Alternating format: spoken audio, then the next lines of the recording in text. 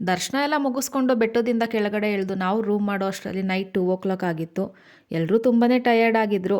ಬೆಳಗಿನ ಜಾವ 6 ಗಂಟೆಗೆ ಎದ್ದು ನಾವೆಲ್ಲ ಫ್ರೆಶ್ ಅಪ್ ಆಗೋ ಅಷ್ಟರಲ್ಲಿ 8 ಗಂಟೆ ಆಯಿತು. ಮಾರ್ನಿಂಗ್ 8 ರೂಮ್ನ ವೆಕೇಟ್ ಮಾಡಿ ನಾವು ಹೋಗಿದ್ದು ಗೋವಿಂದರಾಜಪಟ್ಟಣಕ್ಕೆ. ನಾನು ಕೇಳಿರೋ ಕತೆ ಪ್ರಕಾರ ವೆಂಕಟೇಶ್ವರ ಅವರ ಅಣ್ಣನೇ ಈ ಗೋವಿಂದ. ಇಲ್ಲಿನ ವಿಗ್ರಹ ಹೇಗಿದೆ ಅಂತಂದರೆ ಶ್ರೀರಂಗಪಟ್ಟಣದಲ್ಲಿ ರಂಗನಾಥ ಸ್ವಾಮಿ ಹೇಗಿದ್ದಾರೋ ಅದೇ ಥರನೇ ಇದೆ. ಇಲ್ಲಿನ ವಿಗ್ರಹನ ಜೇಡಿ ಮಣ್ಣಿನಿಂದ ಮಾಡಿದಾರಂತೆ. ಅದಕ್ಕೋಸ್ಕರ ಇಲ್ಲಿ ಯಾವುದೇ ರೀತಿ ಅಭಿಷೇಕ ಮಾಡೋದಿಲ್ಲ ಅಂತಲೂ ಸಹ ಹೇಳ್ತಾರೆ. ದರ್ಶನ ಮಾಡ್ಕೊಂಡು ಹೊರಗಡೆ ಬರ್ತಿದ್ದಾಗೇನೆ ನಾವು ಆನೆಗಳನ್ನ ನೋಡಿದ್ವಿ. ಆನೆಗಳ ಹತ್ರ ಆಶೀರ್ವಾದ ಮಾಡಿಸ್ಕೊಂಡು ಸ್ವಲ್ಪ ಶಾಪಿಂಗ್ ಎಲ್ಲ ಮುಗಿಸ್ಕೊಂಡು ನಾವು ಹೋಗಿದ್ದು ಪದ್ಮಾವತಿ ಟೆಂಪಲ್ಗೆ. ಪದ್ಮಾವತಿ ದರ್ಶನ ಮಾಡಿಕೊಂಡು ನೆಕ್ಸ್ಟ್ ನಾವು ಹೋಗಿದ್ದು ಕಾಳಹಸ್ತಿಗೆ. ಎಲ್ಲೂ ಫೋನ್ ಅಲೋ ಮಾಡ್ತಿರ್ಲಿಲ್ಲ ಅಂತ ಹೇಳಿ ನನ್ನ ಫೋನ್ನ ನಾನು ಕಾರ್ನಲ್ಲೇ ಇಟ್ಬಿಟ್ಟು ಹೋಗಿದ್ದೆ. ನೆಕ್ಸ್ಟ್ ನಾವು ವಿಸಿಟ್ ಮಾಡಿದ್ದು ಶ್ರೀ ಸ್ವಯಂಭೂ ವರಸಿದ್ಧಿ ವಿನಾಯಕ ಟೆಂಪಲ್ ಕಾಣಿಪಾಕಂಗೆ. ಇಲ್ಲಿ ಗಣೇಶ ಉದ್ಭವ ಆಗಿರೋ ಅಂಥದ್ದು. ಇಲ್ಲಿನ ಉದ್ಭವ ಮೂರ್ತಿಗೆ ತುಂಬಾ ಶಕ್ತಿ ಇದೆ ಅಂತ ಹೇಳ್ತಾರೆ.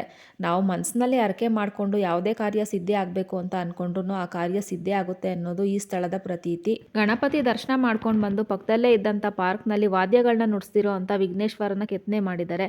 ಅದನ್ನೆಲ್ಲ ನೋಡ್ತಾ ಸ್ವಲ್ಪ ಸಮಯ ಕಳೆದ್ವಿ. ಇಲ್ಲಿ ವಿಶೇಷ ದಿನಗಳಲ್ಲಿ ಸಾಂಸ್ಕೃತಿಕ ಕಾರ್ಯಕ್ರಮ ಕೂಡ ನಡೀತಾ ಇರುತ್ತೆ.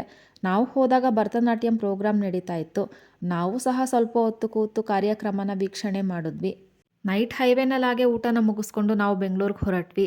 ಈ ಮಿನಿ ವ್ಲಾಗ್ ನಿಮಗೆ ಇಷ್ಟ ಆಗಿದ್ರೆ ಪ್ಲೀಸ್ ಲೈಕ್ ಮಾಡಿ, ಶೇರ್ ಮಾಡಿ, ಕಮೆಂಟ್ ಮಾಡಿ ಮತ್ತು ಸಬ್ಸ್ಕ್ರೈಬ್ ಮಾಡಿ.